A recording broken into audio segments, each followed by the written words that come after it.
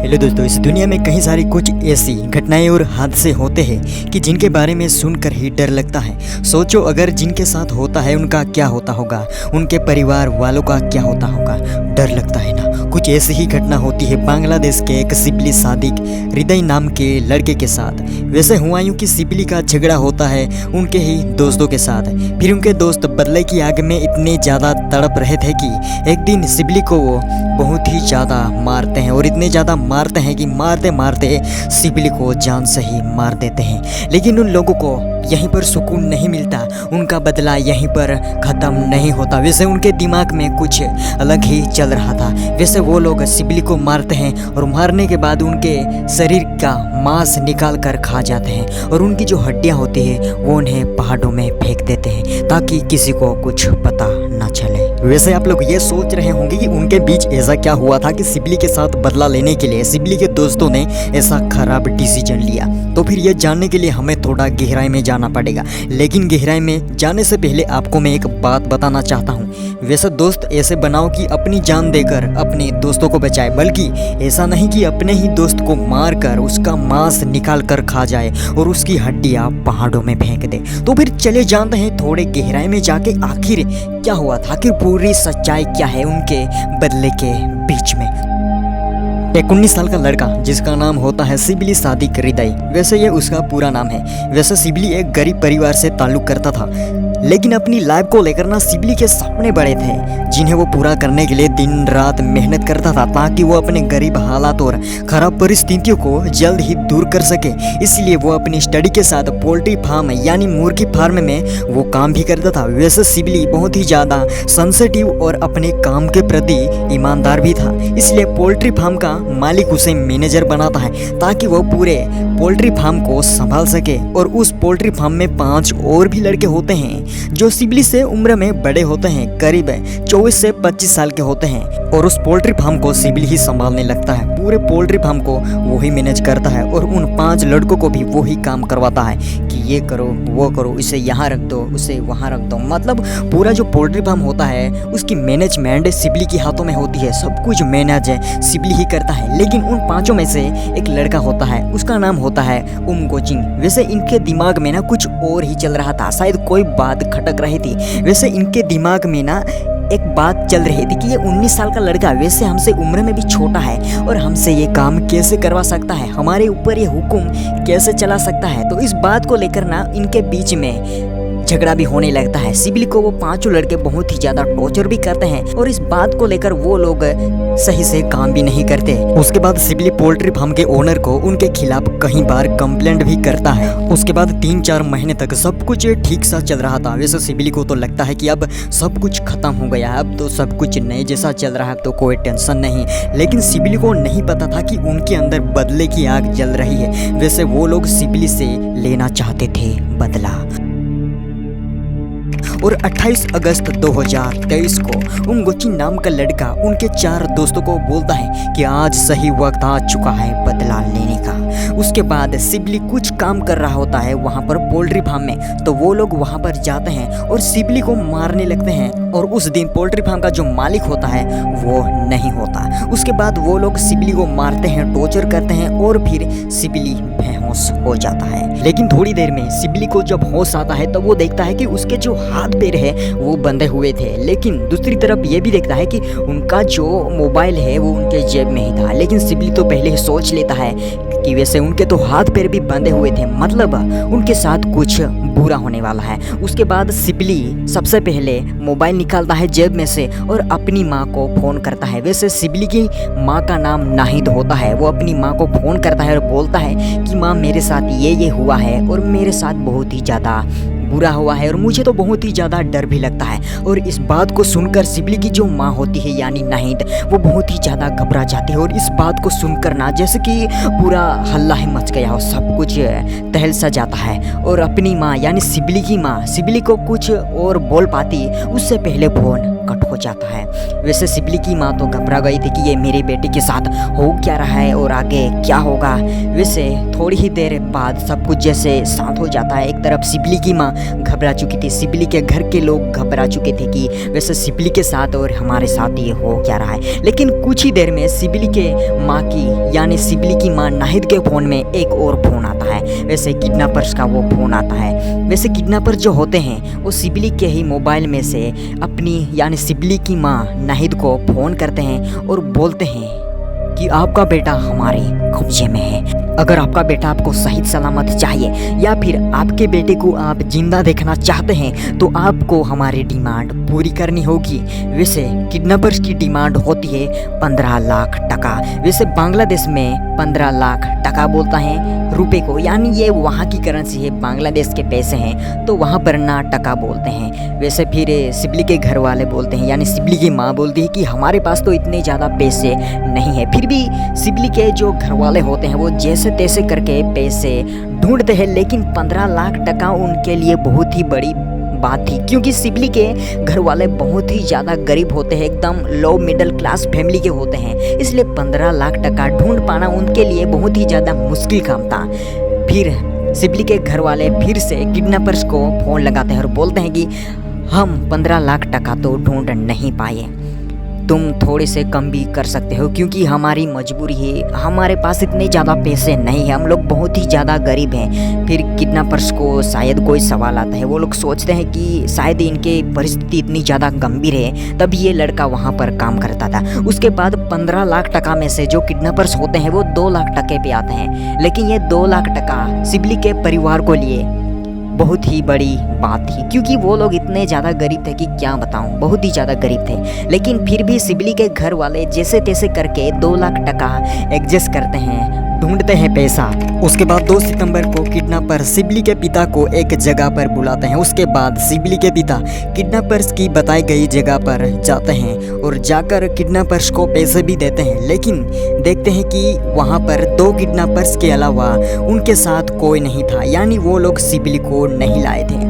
उसके बाद सिबली के पिता जो होते हैं वो उन किडनैपर्स को बोलते हैं कि मेरा बेटा कहाँ है। वैसे आप लोगों को तो पैसा चाहिए था, मैंने आपको पैसा दे दिया, लेकिन मेरा बेटा कहाँ है। उसके बाद वो किडनैपर्स बोल रहे हैं कि तुम टेंशन मत लो, तुम्हारे घर पहुंचने से पहले तुम्हारा बेटा घर सही सलामत पहुंच जाएगा। उसके बाद सिबली के पिता जो होते हैं वो उनके ऊपर भरोसा करते हैं कि कोई बात नहीं, अगर तुम बोलते हो तो मेरा बेटा घर पर आ जाएगा। उसके बाद सिबली के जो पिता होते हैं वो अपने घर चले जाते हैं। घर जाकर देखते हैं तो वहाँ पर सिबली तो नहीं रहता। सिबली की माँ पूछती है कि मेरा बेटा सिबली कहाँ है। उसके बाद किडनैपर्स ने सिबली के पिता को जो भी बताया था वो सिबली के माँ को सिबली का पिता बता देता है कि मुझे किडनैपर्स ने कहा है कि तुम्हारा बेटा घर पहुँचने से पहले तुम आ जाएगा, लेकिन अभी तक तो आया नहीं है। उसके बाद वो लोग थोड़े डर से जाते हैं। फिर सिबली के माता पिता उन किडनैपर्स को फिर से फ़ोन करते हैं कि तुम लोगों ने तो बोला था कि मेरे घर पहुंचने से पहले मेरा बेटा घर पर आ जाएगा, वो भी सही सलामत, लेकिन मेरे घर पहुंचने से पहले अभी तक मेरा बेटा अभी आया क्यों नहीं। उसके बाद किडनैपर्स बोलते हैं कि तुम टेंशन मत लो, तुम्हारा बेटा करीब 2-3 दिनों में आ जाएगा। उसके बाद फिर से सिबली के माता पिता यकीन कर लेते हैं, कोई बात नहीं, तुम लोगों को हमने पैसा जो दिया है शायद हमारा बेटा आ जाएगा। तो दोस्तों वैसे यहाँ पर जो टाइम था वो और भी ज़्यादा बढ़ रहा था। 28 अगस्त को सिबली को किडनैपर्स ने किडनैप कर लिया था और यहाँ पर हो चुका था 2 सितंबर, यानी करीब 3-4 दिन तो हो ही चुका था और शायद ज़्यादा भी हो चुका था। वैसे सिबली के घर वालों को एक तरफ ये भी टेंशन थी कि हमारा बेटा सही सलामत होगा भी या फिर नहीं, क्या उन लोगों ने हमारे बेटे के साथ क्या किया होगा। वो लोग बहुत ही ज़्यादा डर जाते हैं। उसके बाद 2-3 दिन तो हो जाते हैं, करीब 3 दिन हो जाते हैं, सिबली का कोई अता पता नहीं होता। उसके बाद सिबली के माता पिता वही काम करते हैं जो शायद उन्हें पहले करना था। वो लोग जाते हैं पुलिस स्टेशन में और वहाँ पर वो लोग FIR दर्ज करवाते हैं। लेकिन वैसे ज़्यादातर केसेस में होता है कि अगर आपने पुलिस को बताने की कोशिश की या फिर पुलिस के पास जाने की कोशिश की तो आपके बेटे के साथ बहुत ही बुरा होगा, यानी ज़्यादातर केसेस में ये होता है। तो इन बातों को सुनकर ना वो लोग डर जाते हैं, उनकी वजह से वो लोग पुलिस के पास नहीं जाते। लेकिन अब टाइम आ चुका था, वक्त आ चुका था पुलिस के पास जाने का। उसके बाद सिबली के माता पिता जाते हैं पुलिस स्टेशन में, एफआईआर दर्ज करवाते हैं और एफआईआर दर्ज करवाने के बाद पुलिस वाले अपना काम चालू कर देते हैं, इन्वेस्टिगेशन चालू कर देते हैं, सभी जगह पर पूछताछ करते हैं सिबली के बारे में। और पुलिस वालों को पता चलता है कि सिबली जो था वो एक पोल्ट्री फार्म में काम करता था। उसके बाद पुलिस वाले वहाँ पर जाते हैं, पूछते हैं क्या तुम इन लड़के को जानते हो, क्या ये लड़का यहाँ पर काम करता था। तो उस पोल्ट्री फार्म का जो मालिक होता है वो बोलता है कि हाँ, मेरे यहाँ ये सिबली नाम का लड़का काम करता था, ये बहुत ही ज़्यादा ईमानदार था और अच्छा लड़का था। लेकिन पोल्ट्री फार्म का जो मालिक होता है वो और एक बात बताता है और उस बात को सुनकर ना पुलिस को शायद उनके सवाल का जवाब मिल जाता है। वैसे उस पोल्ट्री फार्म का मालिक बोलता है कि सिबली और उनके अलावा यहाँ पर 5 और लड़के भी काम करते थे, लेकिन एक बार ना उनके साथ झगड़ा हुआ था, लेकिन मैंने सब कुछ सुलझा दिया था। फिर भी मैंने ये सोचा नहीं था कि एक दिन ऐसा भी होगा। उसके बाद पुलिस जो होती है उन 5 लड़कों की तलाश में लग जाती है, लेकिन उन 5 में से 3 जो लड़के होते हैं वो पुलिस के हाथ लग जाते हैं और पुलिस वाले उन तीनों को गिरफ्तार कर लेते हैं। उसके बाद पुलिस उन लोगों को सवाल पूछती है कि सिबली कहाँ है, तो वो किडनैपर्स बताते हैं कि हमने सिबली को मार दिया है। और इस बात को सुनकर ना सिबली के माता पिता के अंदर से ना जैसे कि जान ही निकल गई हो, वो लोग फूट फूट के रोने लगते हैं और उनका जो हालत होता है, उनकी जो हालत होती है वो पूरी तरीके से खराब हो जाती है। फिर पुलिस वाले फिर से उन्हें कहते हैं कि फिर सिबली की लाश कहाँ पर है, तो वो किडनैपर्स बताते हैं कि हमने उस लाश को पहाड़ों में फेंक दिया है। फिर पुलिस और वो किडनैपर्स मिलके उन क्राइम स्थान पर जाते हैं कि जहाँ पर उन किडनैपर्स ने सिबली को मारा था, वहाँ पर जाते हैं। उस जगह पर जाकर देखते हैं, सिबली की लाश को ढूंढते हैं, लेकिन वहाँ पर सिबली की लाश नहीं मिलती। उसके बाद फिर से पुलिस वाले उन तीनों लड़कों को सवाल पूछते हैं कि सिबली की लाश कहाँ पर है। उसके बाद उन तीनों में से जो मेन होता है, यानी उन 5 का मुखिया गोचिंग नाम का जो लड़का होता है, वो बोलता है कि हमने सिबली को मार दिया और मारने के बाद उसके शरीर का मांस निकाल कर खा गए और उसकी जो हड्डियां थी वो हमने दूर कहीं पहाड़ों में फेंक दी। और इस बात को सुनकर ना जैसे ही पुलिस वालों के पैरों के नीचे से जमीन ही खिसक गई, वो लोग भी कांपने लगते हैं। और सिबली के माता पिता की तो बात ही मत करो, वो लोग तो पूरे परेशान और उनकी जो हालत थी ना वो और भी ज़्यादा गंभीर हो चुकी थी। और ये जो बात थी ना ये पूरी तरीके से एकदम से गांव में फैल जाती है। वैसे गांव वाले भी वैसे डर से जाते हैं और एक तरफ लाल पीले हो रहे थे गुस्से के मारे। उसके बाद पुलिस वाले वहाँ पर ढूंढते हैं तो सिबली की हड्डियाँ ही मिलती है, बाकी कुछ नहीं।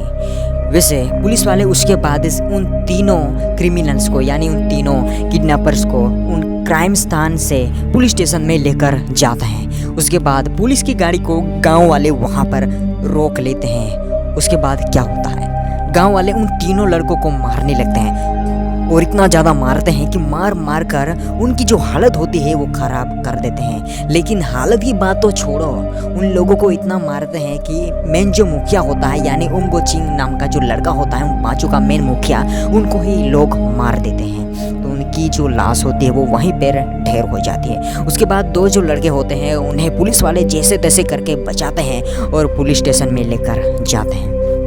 वैसे आप लोग ये सोच रहे होंगे कि जो मेन मुखिया था उसे शायद नहीं मारना चाहता, लेकिन मैं बता दूं कि लोगों ने जो किया वो सही किया, क्योंकि सरकार कब एक्शन लेती, उनको कब सज़ा मिलती, कब क्या होता, उसके बदले लोगों ने जो किया, जो भी रिजल्ट दिया तुरंत दिया और जो भी किया बिल्कुल सही किया। क्योंकि उन 5 ने सिबली के साथ काम ही कुछ ऐसा किया था कि उस लड़के का मांस निकाल कर खा गए और उनकी जो हड्डियां थी वो अलग से पहाड़ों में फेंक दी। कि जिस तरह जानवर के साथ बुरा बर्ताव किया जाता है, कुछ उसी तरह एक इंसान के साथ भी किया गया, एक लड़के के साथ, 19 साल का लड़का। तो वैसे लोग उसे मार भी डाले या फिर उनके शरीर की चमड़ियाँ निकाले या फिर कुछ भी निकाले, कोई बड़ी बात तो नहीं थी। तो वैसे दोस्तों ये जो घटना थी ये बांग्लादेश की थी और उन 5 लड़कों में से जो 2 लड़के थे वो तो गिरफ्तार नहीं हुए थे, लेकिन आज से करीब बहुत सारे महीने तो हो चुके हैं, बहुत सा वक्त भी गुजर चुका है। तो शायद वो जो लड़के थे वो अब पकड़ में आ गए होंगे, पुलिस वालों ने उन लोगों को पकड़ भी लिया होगा। फिलहाल वो लगता भी जेल की सलाखों के पीछे होंगे। लेकिन दोस्तों ये जो घटना थी बहुत ही ज़्यादा डरावनी थी। मैंने पहली बार जब सुना और इसके बारे में जांच पड़ताल की, सब कुछ सर्चिंग किया, तो इस कहानी को और इस घटना को जानने के बाद ना मेरे भी पसीने छूट रहे थे।